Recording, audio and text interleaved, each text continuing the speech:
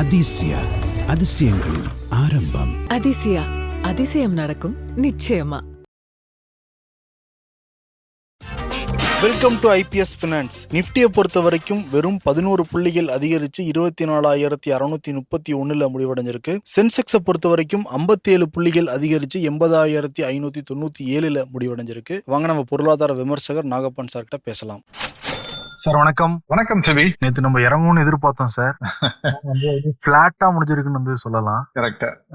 இறுதி நாள் இன்னைக்கு எப்படி சார் சிக்னிபிகண்டான மூவ்மெண்ட்னு சொல்ல முடியாது. இது இறக்கம் வேணாலும் எடுத்துக்கலாம். நீங்க இப்ப HDFC bank, ICICI bank, state bank இந்த மூணையும் ரிமூவ் பண்ணிட்டு, for that matter HDFC bank மட்டும் அதனுடைய ஏற்றத்தை மட்டும் ரிமூவ் பண்ணிட்டா நீங்க இன்னைக்கு அது வந்து ஏறி இருக்கிறது வந்து ஒரு 0.61% வச்சுக்கோங்களேன், ஒரு 12 ரூபாய். அதை மட்டும் எடுத்துட்டாலே சென்செக்ஸ் வந்து நெகட்டிவ்க்கு வந்துடும். ஸோ நீங்க ஐசிஐசிஐ பேங்க், ஸ்டேட் பேங்க் இந்த 3 பேங்க்கையும் ரிமூவ் பண்ணீங்கன்னா நெகட்டிவாவே வந்துடும். அதனால இது வந்து ஒரு பாசிட்டிவும் இல்லை நெகட்டிவும் இல்லை, சைட்வேஸ் தான். அப்படிதான் நான் பாக்குறேன். ஒரு கன்சால்டேஷன் ஃபேஸ் அல்லது இன்டெசிசிவ் ஃபேஸ், கன்சால்டேஷன் கூட சொல்ல மாட்டேன், இன்டெசிசிவ் ஃபேஸினுடைய தொடர்ச்சியாக 1.5 மாசம் கிட்டத்தட்ட முடிய போகுது. ஏன்னா அட்வான்ஸ் டிக்ளைனும் பெரிய ஒரு சிக்னிபிகண்டானது இல்லை. Appar circuit, lower circuit, 52 week high low எதுலையுமே ஒரு சிக்னிபிகண்டான வித்தியாசங்கள் எதுவும் இல்லை. செக்டார் எடுத்துக்கிட்டீங்கன்னா அதே மாதிரி தான். பிராடர் மார்க்கெட் எடுத்துக்கிட்டா 50, நிப்டி 100, நிப்டி 200, 500 எதுலையுமே ஒரு சிக்னிபிகண்டான ஏற்றமோ இறக்கமோ இல்லை. சின்ன ஏற்றம், சின்ன இறக்கம் அப்படித்தான் இருக்கு. ஸோ இட் இஸ் 3 நாள் விடுமுறைங்கிறதுனால யாருமே ஒரு முடிவு எடுக்க விரும்பல, பெரிய அளவுல வந்து ரிஸ்க் எடுக்க விரும்பலைங்கிறத தான் இது காட்டுகிறது. தொடங்குறோம். எப்படி சார் தொடங்கும்? இந்த 3 நாள்ங்கிறது ரொம்ப குரூஷியல். ஒன்னு லாங் ஹாலிடே, 2வது அமெரிக்கா ரஷ்யா அவருடைய சந்திப்பு, அதன் தொடர்ச்சியாக அதனுடைய அவுட்கம் அது என்ன மாதிரியா பாசிட்டிவான இருக்கும், நெகட்டிவா இருக்கும், அதுல இந்தியாவுக்கு என்ன அதனுடைய பலன் என்ன அப்படிங்கறதெல்லாம் பார்க்க வேண்டியிருக்கு. இது ஒரு பக்கம். 2வது பாத்தீங்கன்னா வந்து மார்க்கெட்ல வரக்கூடிய நியூஸ் ரொம்ப மிக்சட் நியூஸா இருக்கு. உதாரணமா இன்னைக்கு வந்திருக்கு 2 நியூஸ் எடுத்துக்கோங்க. ஒன்று, இந்தியாவினுடைய நடப்பு கணக்கு பற்றாக்குறை, குறிப்பாக ட்ரேட் டெபிசிட், மெர்ச்சன்டைஸ் இருக்கு இல்லையா, நம்ம ஏற்றுமதி பண்றோம் பொருட்கள், அந்த ட்ரேட் டெபிசிட் வந்து ஜூலை மாதத்திற்கான தரவுகள் வந்திருக்கு. $27.35 பில்லியன் சொல்லியிருக்காங்க. இந்த $27.35 பில்லியன் வந்து ஜூலைல இருக்குன்னா, ஜூன்ல வந்து வெறும் $18.78 பில்லியன் தான் இந்த கேப் இருந்தது. இது வந்து ஜூலைல இவ்வளவு கணிசமாக அதிகரிச்சிருக்குது. நம்ம வந்து பாக்குறோம், கிட்டத்தட்ட 50% அதிகரிச்சிருக்குது. சென்ற ஆண்டோடு ஒப்பிட்டு பார்த்தாலும் ஜூலைல பொதுவாக வந்து இது வந்து அதிக, போன வருஷமும் ஜூலைல வந்து $23 பில்லியன் இருந்திருக்கு. பட் அதோடு ஒப்பிட்டு பார்த்தால் கூட போன வருஷம் $23 பில்லியன், இப்ப $27.35 பில்லியன் கொஞ்சம் அதிகமாக இருக்கு. காரணம், குட்ஸ் எக்ஸ்போர்ட் வந்து $37.24 பில்லியன், அதே சமயத்துல இம்போர்ட் பாத்தீங்கன்னா $64.59, ஆல்மோஸ்ட் 2 மடங்குன்னு சொல்ல முடியாது, கிட்டத்தட்ட அந்த அளவுக்கு அதை ஒட்டி இருக்குதுங்கிறத பாக்குறோம். $37 பில்லியன் ஏற்றுமதியும் இறக்குமதி வந்து $64 பில்லியன் மேல அப்படிங்கும் பொழுது அந்த நடப்பு கணக்கு பற்றாக்குறை குட்ஸ் எக்ஸ்போர்ட்ஸ்ல பெரிய அளவுல இம்போர்ட்ல வந்து வைடன் ஆயிருக்கிறத பாக்குறோம். இது ஒரு நெகட்டிவான ஒரு நியூஸ். பட் எதிர்பார்க்காத செய்தின்னு சொல்ல முடியாது. ஏன்னா ஜனவரி, ஏப்ரல், மே, ஜூன் 3 மாதமும் இந்த டாரிஃப் இது பண்ணி பெரும் ஓட்டமாக ஓடி ஏற்றுமதி செய்திருக்கிறார்கள். அதனாலதான் ஜிடிபி குரோத்தை வந்து பாதிக்காதுன்னு வேர்ல்ட் பேங்க் கூட சொன்னாங்க. பட் ஜூலைல சிக்னிபிகண்டா குறைஞ்சிருச்சு. இந்த பிரச்சனை அதிகமான உடனே, எஸ்கலேட் ஆன உடனே யாருமே வந்து கால் எடுக்க விரும்பல. ஃப்ரெஷ் மேனுஃபேக்சரிங் எல்லாமே வந்து ஸ்டாண்ட் ஸ்டில்லுக்கு வந்ததை பார்த்தோம். அதாவது அமெரிக்காவுக்கு ஏற்றுமதி செய்யறவர்களை பொறுத்த வரைக்கும். இதுல பாசிட்டிவ் நியூஸ் என்ன அப்படின்னு பாத்தீங்கன்னா, இன் ஸ்பைட் ஆஃப் திஸ், இதனுடைய பாதிப்பு மிகப்பெரிய அளவில் இந்தியாவில் இருக்காது. அமெரிக்காவுடைய இந்த டாரிஃப், ஏன்னா அமெரிக்காவுக்கு ஏற்றுமதி பண்றதே மிக குறைவு. இந்தியா வந்து செல்ஃப், அதாவது தன்னுடைய தேவைகளே 60% மேல வந்து பூர்த்தி செய்யக்கூடிய ஒரு நாடா இருக்கு, அதுக்கு உற்பத்தி செய்யக்கூடிய நாடா இருக்கு. ஏற்றுமதிங்கிறது 40%. அதுல வந்து அமெரிக்காங்கிறது இன்னும் குறைவு.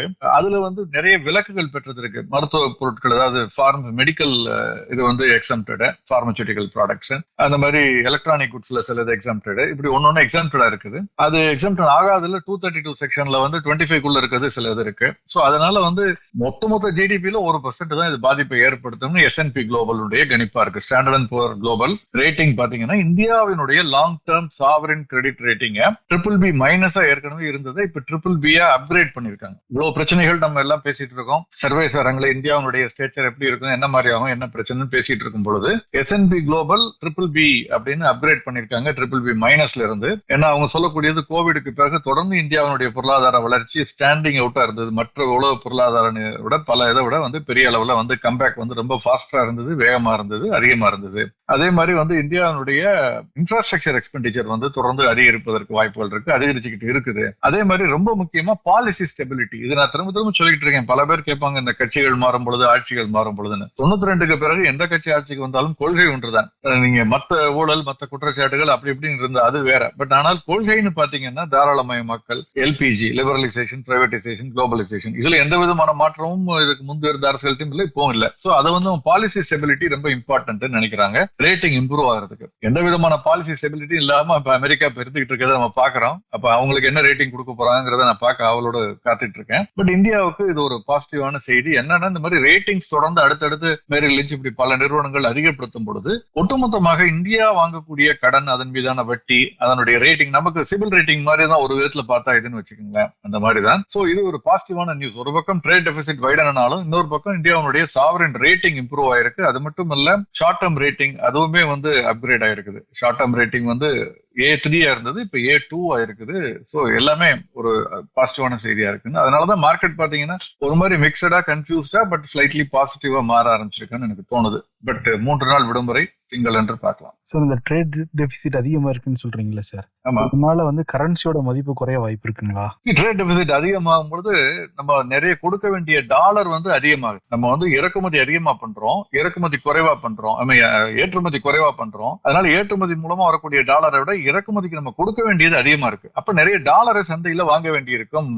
நம்ம வாங்கணும்னா நமக்கு அரசு தான் வாங்கி கொடுக்கணும். அப்ப டாலருடைய மதிப்பு உயரும். அதுதான் நடப்பதற்கான வாய்ப்புகள் அதிகமா இருக்கு. இப்ப இன்னைக்கு கூட ஒரு பெரிய அளவுல இல்ல, பட் மார்ஜினலா ஒரு 8-9 பைசா அதிகரிச்சிருக்கு டாலர். மீண்டும் 87 ரூபாய் 60 பைசா அப்படின்னு இருக்கிறத நம்ம பார்க்க முடிகிறது. அப்கோர்ஸ் இன்டர்நேஷனல் மார்க்கெட்ல US டாலர் இண்டெக்ஸும் ஒரு பெரிய மாற்றம் நிலையினாலும் ஒரு சைட்வேஸ் மூவ்மெண்ட்ல தான் இருக்கு. 98க்கு கீழே தான் இருக்கு, பெருசா ஏறல. 97.75 நேற்று இருந்தது, இன்னைக்கு 97.78 இருக்கு, 7.9 இருக்கு. அவ்வளவுதான், ஒரு பெரிய ஏற்றம்னு சொல்ல முடியாது. பட் இங்க வந்து ஒரு 8 பைசா 8.5 பைசா ஏறி இருக்கு அப்படிங்கறத பாக்குறோம். நிச்சயமாக இந்த ட்ரேட் டெபிசிட் வைடன் ஆக டாலருடைய மதிப்பு உயரும் அல்லது ரூபாயினுடைய மதிப்பு குறையும்.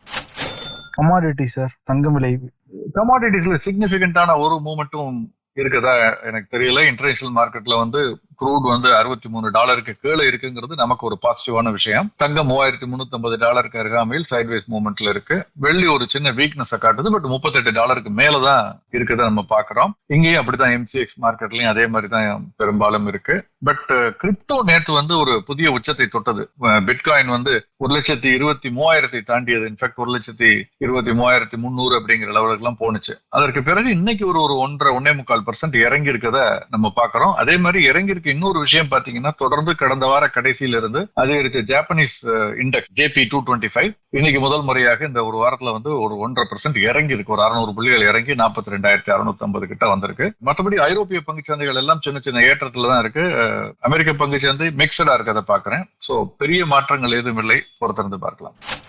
வேற ஏதாவது சிறப்பு செய்தி இருக்கா சார்? Q1 முடிஞ்சிருச்சு, இன்னைக்கு தான் IPO வந்திருக்குங்களா சார்? IPO 2 IPO இருக்கு. ரீகால் ரிசோர்சஸ் ஒரு மெயின்லைன் IPOவும், மஹேந்திரா ரியல்டர்ஸ் அண்ட் இன்ஃப்ராஸ்ட்ரக்சர்ங்கிற ஒரு SME IPOவும் இருக்கு. ரெண்டுமே அவர்களுக்கு தேவையானதை விட அதிகமான விண்ணப்பங்கள் பெறப்பட்டு விட்டது. இன்னைக்கு தான் கடைசி தினம் அப்படிங்கறத நம்ம நினைவில் வச்சுக்கணும். பட் புதிய லிஸ்டிங்ஸ் அடுத்த வாரம் பாத்தீங்கன்னா வந்து நிறைய இருக்கு. 18ஆம் தேதி, அதாவது திங்கள் என்று பாத்தீங்கன்னா 4 பங்குகள் பட்டியலிடப்பட இருக்கு. ANB metal cast, star imaging pathlab, medistep health care, இது 3 SME IPO. இதுவுமே எல்லாமே 3மே வந்து பன்மடங்கு விண்ணப்பங்கள் பெறப்பட்ட ஒரு இது. நாலேஜ் ரியாலிட்டி ட்ரஸ்ட்ங்கிற ரீட்ஸ் வந்து அன்னைக்கு பட்டியலிடப்பட இருக்கிறது. அது வந்து மெயின்லைன் IPO இருந்தாலும் அது வந்து பங்கு அல்ல, அது ஒரு real estate investment trust unit. அதை பாத்துக்கணும். இன்னைக்கு பாத்தீங்கன்னா வந்து ஒரு 4 பங்குகள் பட்டியலிடப்பட்டது. சவாலியா ஃபுட் அப்படிங்கிறது $120 வெளியிடப்பட்ட விலை $239, நல்ல அதிகரிச்சு முடிவடைந்திருக்கிறது. அதே மாதிரி JSW சிமெண்ட் ரொம்ப அதிகமா எதிர்பார்க்கப்பட்ட ஒண்ணு. நேற்று கூட பேசணும், ஸ்டேட் பேங்குக்கு வந்து பெரிய லாபம் இதுல என்ன, ஏன்னா அவங்க $60 கீழே முதலீடு செய்திருக்கிறார்கள். இன்னைக்கு $147 வெளியிடப்பட்ட விலை. பட்டியலிடப்பட்ட பொழுது அதை விட கொஞ்சம் அதிகமா தான், ஒரு 5% மேலதான் லிஸ்ட் ஆனிச்சு. பட் பிறகு முடிவடையும் பொழுது $146, ஒரு $1 குறைவா தான் முடிவடைஞ்சிருக்கு. இன்னொரு மெயின் லைன் வந்து ஆல் டைம் பிளாஸ்டிக்ஸ்ங்கிறது, இது $275 வெளியிடப்பட்டாலும் $283 முடிவடைஞ்சிருக்கு. ஒரு SME காம்ப்ளெக்ஸ் சினிமாஸ்ங்கிறது $177 வெளியிடப்பட்ட விலை, $186 அதிகமா முடிவடைஞ்சிருக்கு அப்படிங்கறத பாக்குறோம். இதுல வந்து ஒரு main line JSW cement main லைன்ல ரொம்ப முக்கியமான ஒரு இது வந்து கொஞ்சம் கொஞ்சம் வெளியிடப்பட்ட விலையை விட குறைவா முடிவடைஞ்சிருக்கு. பட் வெள்ளிக்கிழமை முதல் நாள் திங்களன்று எப்படி இருக்குங்கிறத நம்ம பார்க்கலாம். சார் ரொம்ப நன்றி சார். நாளைக்கு வந்து சுதந்திர தினம், எல்லாருக்கும் வாழ்த்துக்களை சொல்லிக்கலாம் சார். நம்ம எல்லோருக்கும் நாளைக்கு சுதந்திர தின வாழ்த்துக்கள். நாடு சுதந்திரம் பெற்றது போல் நம்ம எல்லோருமே தனிப்பட்ட முறையில நிதி சுதந்திரம் பெறணும். அதற்காக எல்லாருக்கும் வாழ்த்துக்கள். மகிழ்ச்சி சார். நாளை மறுநாள் நம்ம கமெண்ட்ஸோட சந்திக்கலாம் சார். நிச்சயம் சந்திப்போம். Thank you sir. அதிசய அதிசயங்களின் ஆரம்பம். அதிசயா அதிசயம் நடக்கும் நிச்சயமா.